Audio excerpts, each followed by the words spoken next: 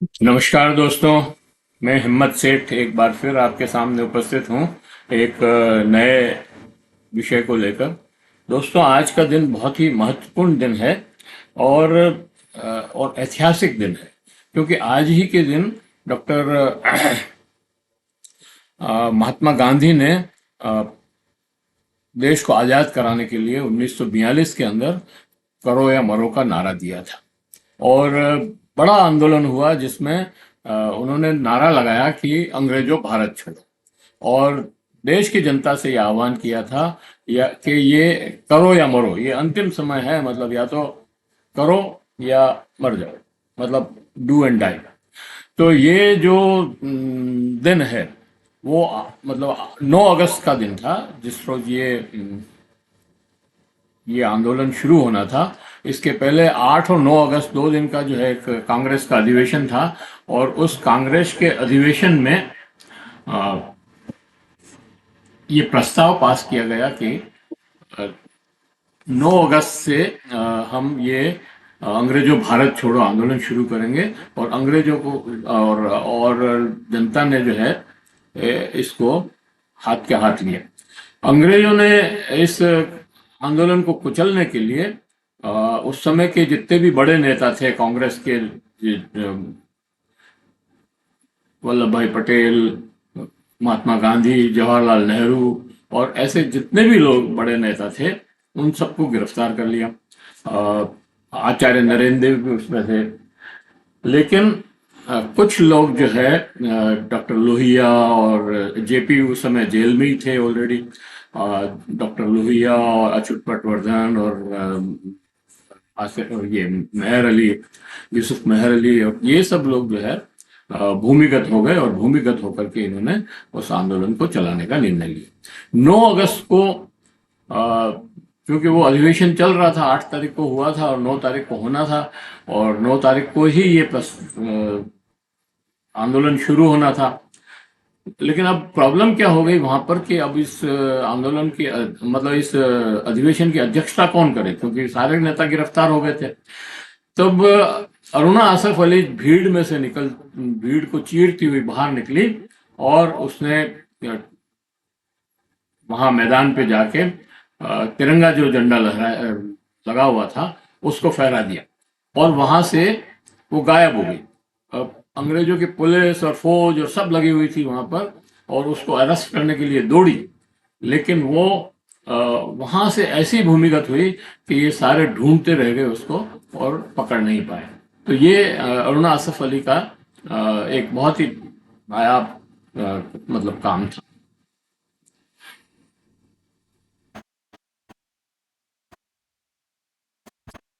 अ, अब मैं इसको आगे बढ़ाऊं उसके पहले मैं आपसे ये अपील करना चाहता हूं कि अगर आपने अभी तक भी हमारे YouTube चैनल महावीर समता संदेश को सब्सक्राइब न किया है तो सब्सक्राइब कर लें, बेल आइकन दबाना न भूलें, और अगर आपको वीडियो अच्छे लग रहे हैं तो लाइक करें, फॉरवर्ड करें, और मित्रों को भी भेजें, सोशल मीडिया पर डालें, और कमेंट बॉक्स में जाएं, कमेंट लिखें, सुझाव दें। आपके कमेंट और सुझाव हमें और बेहतर करने की ओर अग्रसर करेंगे। दोस्तों, आज का ये जो वीडियो है ये ऐतिहासिक वीडियो है और इतिहास के ऊपर है, इसलिए मैं चाहूंगा, ये थोड़ा लंबा भी है, मैं चाहूंगा कि आप इसको अंत तक देखें, क्योंकि इसमें महिलाओं की भूमिका पर भी विशेष बात कही गई है। तो अब मैं आगे बढ़ता हूं कि उस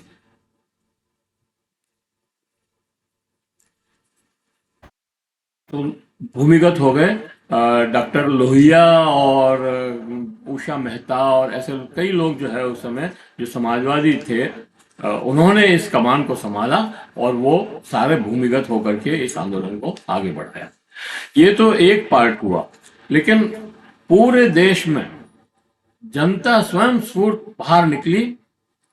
गांधी जी के आह्वान का इतना असर हुआ जनता के ऊपर कि उन्होंने कुछ भी नहीं देखा, न अपने परिवार को देखा, न अपने घर को देखा, न अपनी जान को की परवाह की, और सारे लोग जो है गली गली, मोहल्ले मोहल्ले, गांव गांव, शहर शहर जो है इकट्ठे हुए लोग, और अंग्रेजों भारत छोड़ो का नारा लगाने लगे और सड़कों पर उतरे।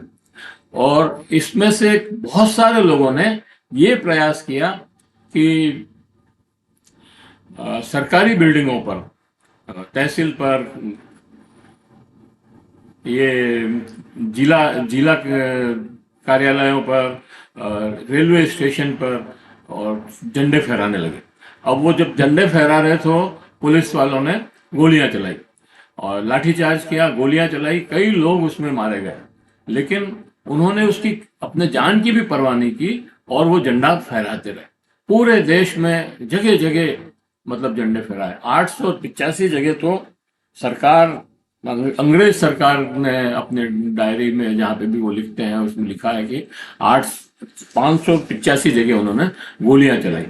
और ये जो लाठीचार्ज और आंसू गैस और पता नहीं कितनी जगह छोड़े, कोई हिसाब ही नहीं। और 12 जगह की ऐसी, बलिया और सतारा और कानपुर के पास भी कोई जगह है, वो इस तरह से मतलब 12 जगह की कहानियां जो है कोर्स में बच्चों को पढ़ाई जाती है कि वो और बलिया में तो स्वतंत्र वो सरकार बना ली थी, स्वतंत्र भारत की सरकार, और उन्होंने अपने आप को स्वतंत्र घोषित कर दिया था। तो ये जो है सारा हुआ। डॉक्टर राम मनोहर लोहिया, यूसुफ मेहर अली और उषा मेहता, ये सब लोग अंडरग्राउंड हो गए। ये अरुणा आसफ अली भी, और इन्होंने एक रेडियो भी चलाया, कांग्रेस आजाद कांग्रेस रेडियो करके, और उससे उन्होंने इस आंदोलन की खबरों को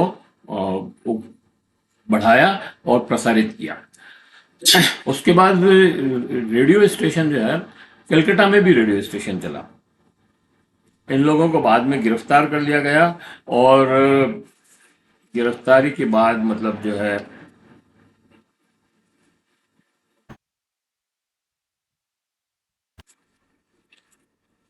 लेकिन इस सब का एक दुखद पार्ट भी था। इस आंदोलन का सबसे अफसोसनाक और दुखद पार्ट ये था कि जिस देश को आजाद कराने के लिए ये सारे लोग अपनी जान की परवाह न करके भी गोलियां खा रहे थे, लाठीचार्ज हो रहा था, लाठियां सह रहे थे, घायल हो रहे थे, गिर रहे थे, गिरफ्तार हो रहे थे, उस समय आरएसएस के लोग इस आंदोलन को कुचलने के षड्यंत्र कर रहे थे। और उनके सबसे बड़े नेता, जो बाद में उन्होंने मतलब वो थे तो हिंदू महासभा के, और हिंदू महासभा और मुस्लिम लीग ने मिलकर के बंगाल में सरकार चलाई थी, और उस समय वो उप मुख्यमंत्री थे 1942 में। तब उन्होंने अंग्रेजों को लिखा कि इस आंदोलन को सख्ती से कुचलना चाहिए। ये उन्होंने चिट्ठी लिखी स्वयं, जिनको बाद में आरएसएस ने गोद लिया और जनसंघ के अध्यक्ष बनाए। तो ये जो उनका कृत्य था। इसी तरह से सावरकर जी ने उस समय मतलब देश की आजादी के लिए जो आजाद हिंद फौज सुभाष चंद्र बोस ने बनाई थी, उसमें लोगों को भर्ती होने से मना किया, और अंग्रेजों की फौज में जो विश्व युद्ध चल रहा था, सेकेंड विश्व युद्ध, उसमें भाग लेने के लिए प्रोत्साहित किया और उसके फॉर्म बढ़वाए।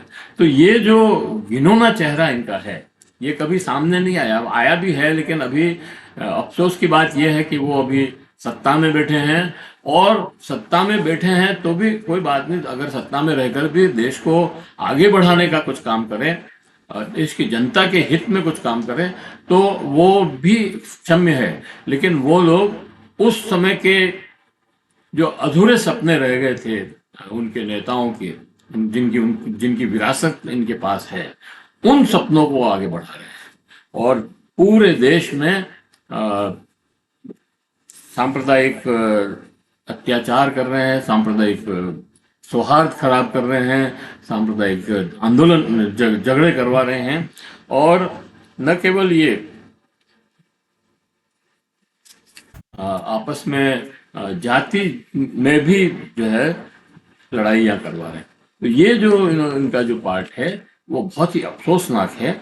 इन्होंने एक भी दिन आज़ादी के आंदोलन में भाग नहीं ली, किसी भी आंदोलन में। मतलब 1921 से लगा करके 1946 तक जो कांग्रेस ने आंदोलन चलाए और देश के सारे लोग, अधिकतर लोगों ने भाग लिया, उसमें इन लोगों ने कभी भाग लिया। तो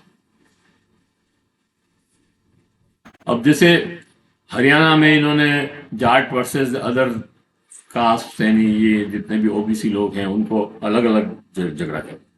यूपी में भी यादव वर्सेस दूसरे जो निषाद और पटेल और ये जो लोग हैं कुर्मी, और उनके बीच में आपस में रिफ्ट करवाए, झगड़े करवाए, सिर्फ अपने वोट के लिए, अपने राजनीति चलाने के लिए, अपने कुर्सी पाने के लिए उन्होंने ये सारा काम किया।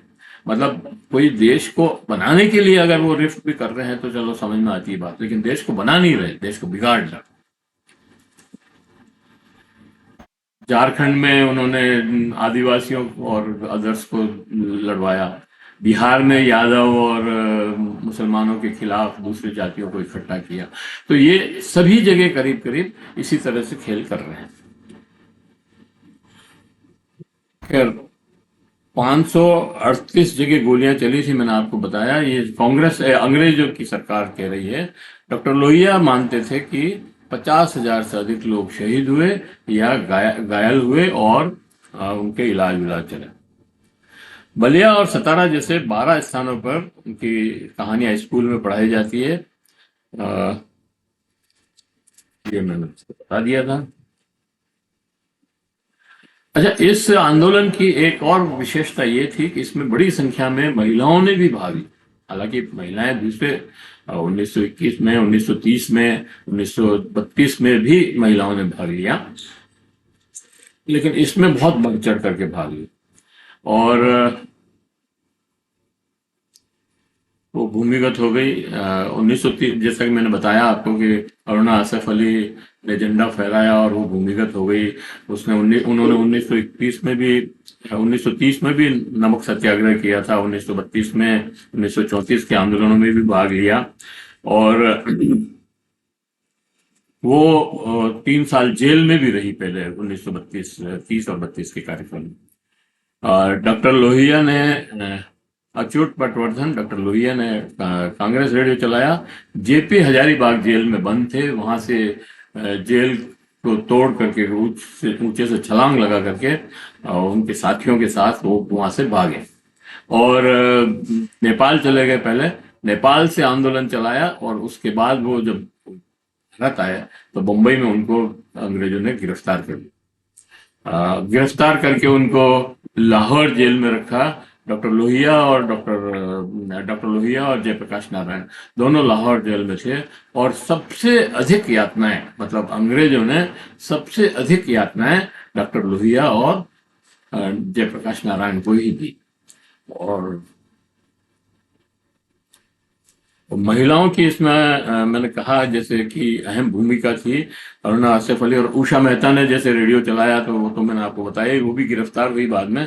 सुचिता कृपलानी ने भी भूमिगत रहकर आंदोलन चलाया। वनलता सेन 1942 के अंदर आंदोलन में एक चलाया और उसमें एक लाठीचार्ज हुआ, उसमें घायल हो गई और फिर उसको गिरफ्तार कर लिया गया। 1930 में वनलता सेन जो है 1930 में भी आंदोलन में थी और उन्होंने उस समय अनुशासन शासन दल की सदस्य बनी और जो विप्लवी कार्यों में भाग लेते थे। उसके बाद किरण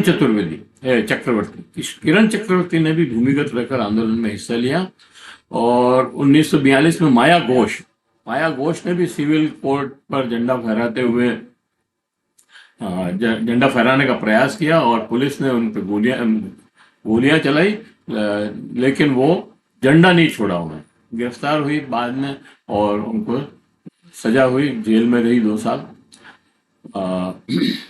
अगस्त क्रांति के सभी लोगों को 12 अप्रैल 1946 को छोड़ दिया था, लेकिन डॉक्टर लोहिया और जयप्रकाश नारायण को जेल से नहीं छोड़ा, उनको आगरा शिफ्ट कर दिया गया। पहले वो आगा खां जेल में थे लाहौर में, यहाँ पे शिफ्ट कर दिया। लेकिन तब गांधी जी ने एक पत्र लिखा और कहा कि इन दोनों को नहीं छोड़ना जो है एक हास्यास्पद बात है। और ये तो बहुत सुसभ्य और पढ़े लिखे लोग हैं, इनसे कोई खतरा जैसी कोई बात नहीं है, इसलिए इनको छोड़ देना चाहिए। और बाद में इन्होंने वो लॉर्ड एथन लॉरेंस को पत्र लिखा था और उससे उनको छोड़ा। तो आज 9 अगस्त है दोस्तों, और आज ही के दिन ये आंदोलन चालू हुआ था। और अनाम शहीदों ने, मतलब जितने कई शहीद थे जिनके नाम कहीं नहीं है, इन किसी इतिहास में तक नाम उनका दर्ज नहीं हुआ है। हो सकता है जेलों में उनके नाम रहे हों, लेकिन वो कभी भी बाहर नहीं आए वो नाम।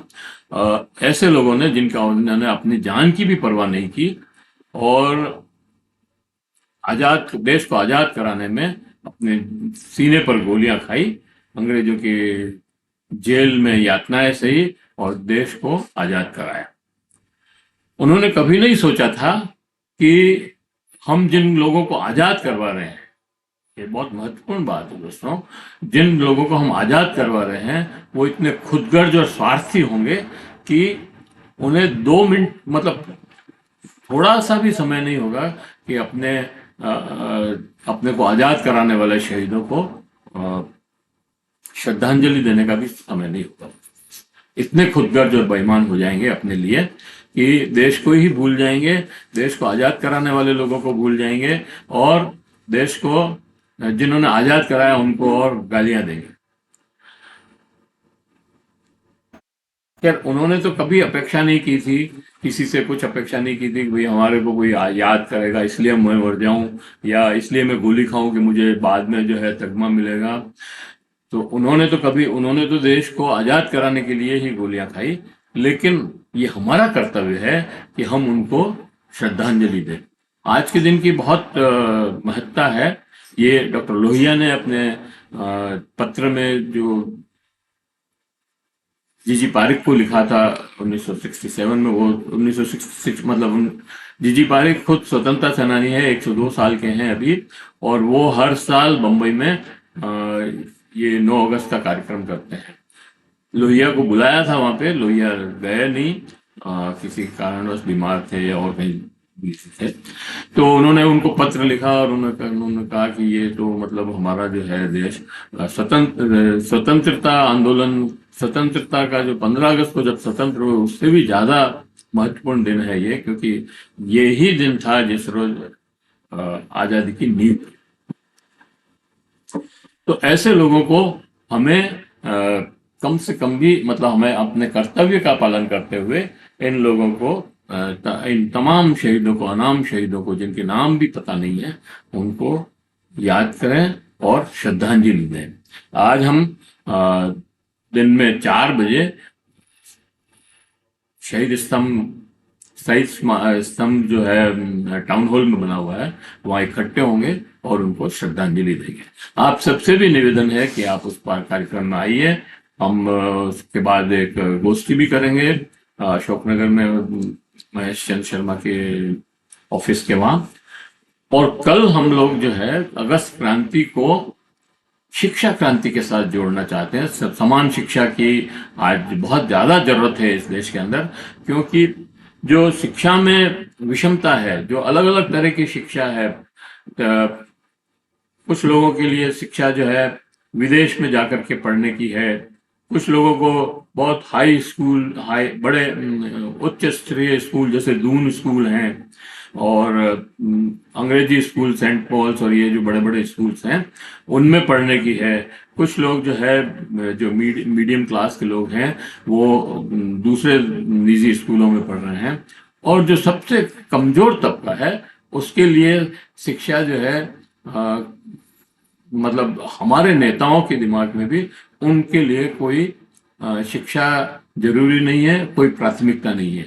स्कूल जरूर खोले हैं और 2009 में उन्होंने शिक्षा को वो भी अधिकार भी बनाया, लेकिन अभी जो शिक्षा चल रही है वो पूरी व्यावसायिक करने की कोशिश की जा रही है और व्यापार बाजार बना दिया है शिक्षा को, जितना जो लूट सके लूटे। और इसलिए हमें उसके अगर ये बाजार के आधारित शिक्षा होगी तो गरीब लोग जो हैं, खेतीहर मजदूर हैं, किसान हैं, अल्प आय के लोग हैं, वो शिक्षा को प्राप्त नहीं कर सकते। उनके लिए जो सरकारी शिक्षा है उसमें टीचर्स नहीं है। उसमें अभी आप देख रहे हैं जिस तरह के बिल्डिंगें बनी हैं, जगह जगह बिल्डिंगें गिर रही है और बच्चे वहाँ झालावाड़ में तो बच्चे मर भी गए, 19 बच्चे करीब मर गए। तो तो हमारा कहने का मतलब यह है कि हम इस आज़ादी के आंदोलन को शिक्षा से, मतलब अशिक्षा और के अंधकार से बाहर निकालने के लिए इसको उससे जोड़ रहे हैं। और हम ये अभियान चला रहे हैं कि एक समान शिक्षा होगी तो गरीब बच्चों को भी अच्छी शिक्षा मिल पाएगी। इसके लिए हम 20 तारीख को सॉरी 10 तारीख को अंबेडकर सर्कल से एक रैली निकालेंगे और वो रैली जो है विज्ञान समिति में सभा में बदल जाएगी। तो हम आपको हम आपसे निवेदन करते हैं कि आप इस रैली में इस शहीदों को श्रद्धांजलि देने में शामिल हों, अपना कर्तव्य निभाएं। ये आपका कर्तव्य समझ करके इसको करें। जय हिंद, जय भारत। फिर मिलते हैं किसी और वीडियो के साथ।